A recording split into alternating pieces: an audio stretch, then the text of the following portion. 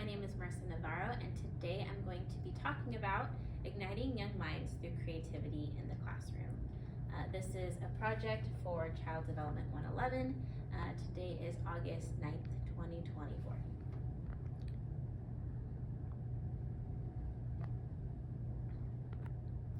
A little bit about myself first. I've been a teacher for 6 years. This is going to be my 7th year teaching in elementary school. I've worked with children for over 20 years.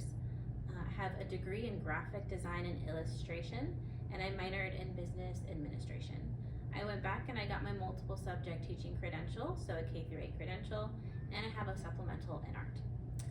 I got my Master's of Education, specifically in integrating arts into science curriculum, and I'm finishing my early childhood certificate. Today we'll be specifically talking about how I'm passionate about helping children reach their creative potential, embracing their imagination and cultivating their curiosity. So today our focus is on the topic of why integrating creativity and arts into our classrooms is crucial for early childhood development specifically.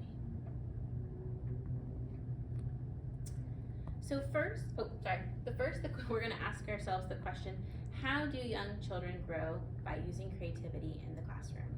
So we're going to focus on 10 things that we can do and see as educators that will help children using creativity in the classroom. So the first one is cognitive development. Fine art stimulates brain activity and enhances our cognitive skills, such as problem solving, critical thinking, and decision making. For instance, there was a study that found that children who engaged in music lessons exhibited improved spatial temporal reasoning and important in solving complex mathematical problems. So a lot of students who are using creativity in the arts, specifically in music, their brain is so focused on the logical side, but also works in spatial recognition as well, and so that translates into being really good at mathematics and using their reasoning for specifically mathematical problems. And here you can see we have a person doing the violin, and these kids are working together on an assignment. The second way is emotional expression and regulation. So obviously this goes into social emotional learning. When students use art such as painting, photography, sculpture, building, this provides a really healthy outlet for children to express their emotions and develop an emotional intelligence. In many schools, specifically like the Reggio Emilia inspired programs, children use drawing and painting to articulate feelings that maybe they cannot yet verbalize. So it helps them manage emotions like frustration and joy. But obviously it's a very good way, especially for the younger children, to express their emotions because maybe they can't even talk or use the words and how they're feeling. So a lot of painting and play that way is really important.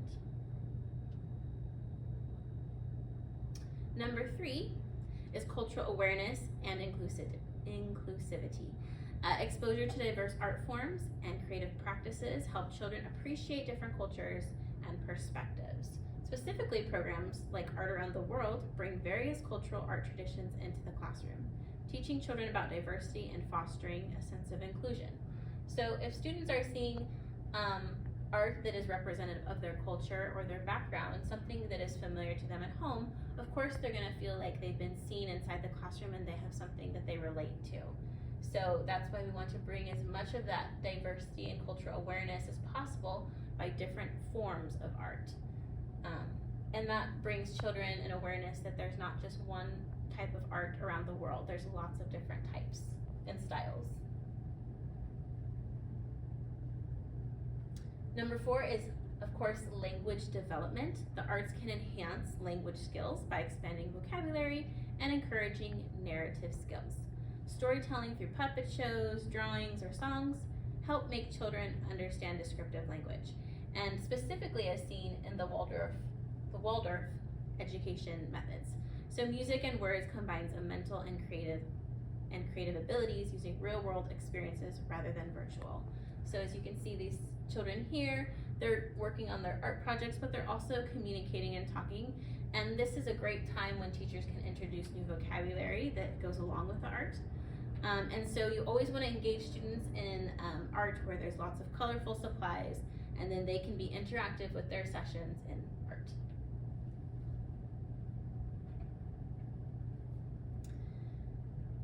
Number 5 is fine motor skills development. Of course, when students are using scissors and glue and crayons and markers, they're going to be using a lot of their smaller fine motor skills.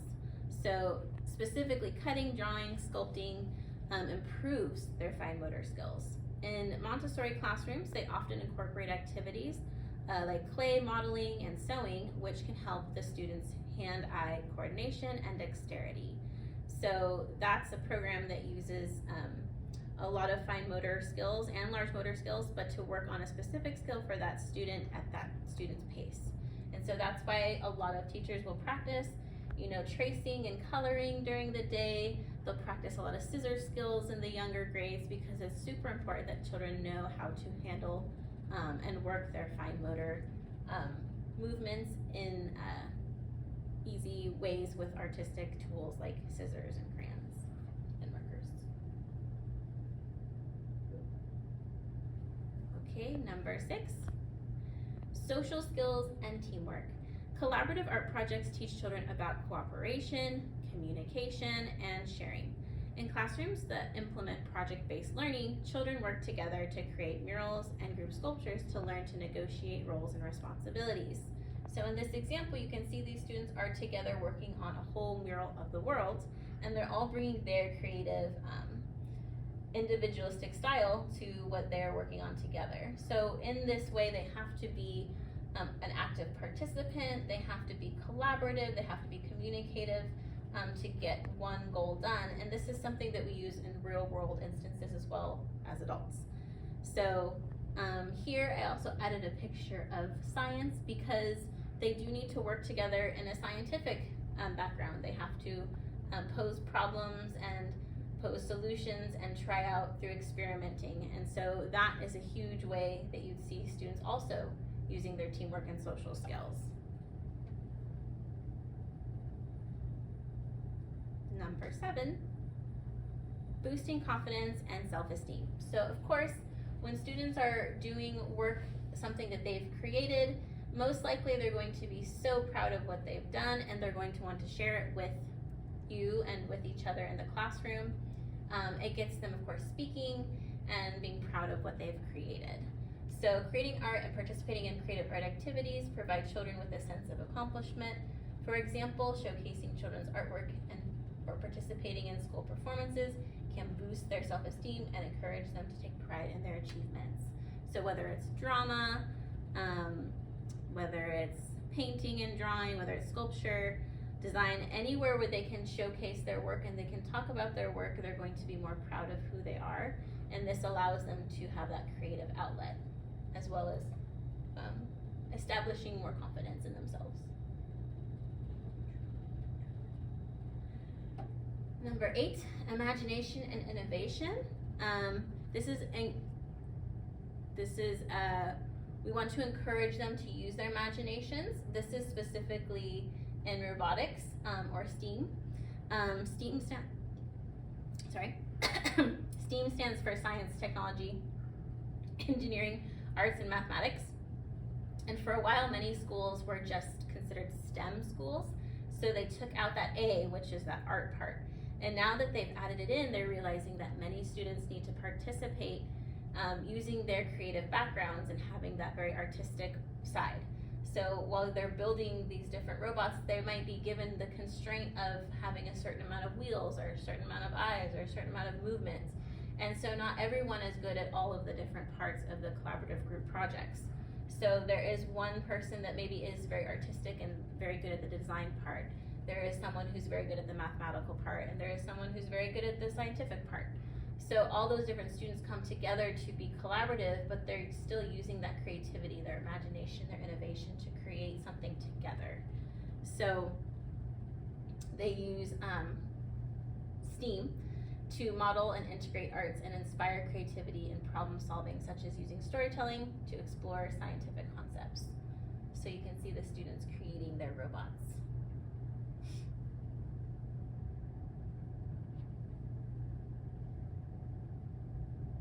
Number 9 is a very important one for implementing creativity in the classroom, especially for young children, because it provides a place for stress relief and relaxation.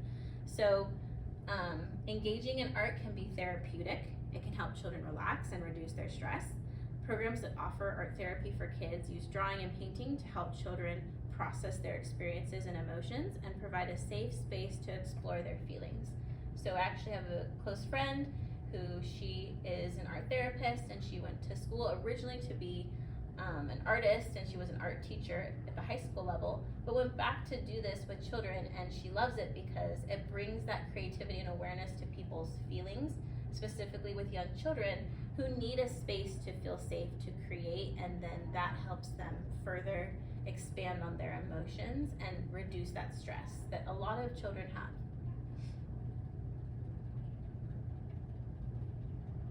And number 10, I think is the most important one, is when you start children young and doing projects and letting them have creativity in the classroom, you create a group of students who have a lifelong appreciation for the arts. So early exposure to the arts fosters a lifelong appreciation for creativity and cultural meaning. Many children who participate in music or in dance or visual art programs develop a deep appreciation for the arts, which continues as they grow older. So when I was little, I got a play school plastic easel, and I remember I got it during Christmas, and I think I was maybe 4 or 5.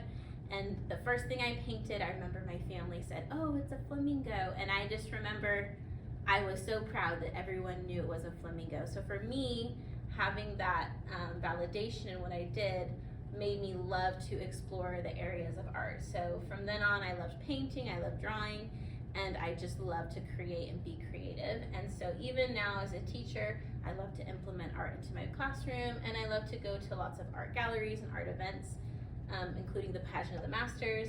And so for me, it's never stopped because I started at such a young age and I loved what I did and I felt like validated in what I did.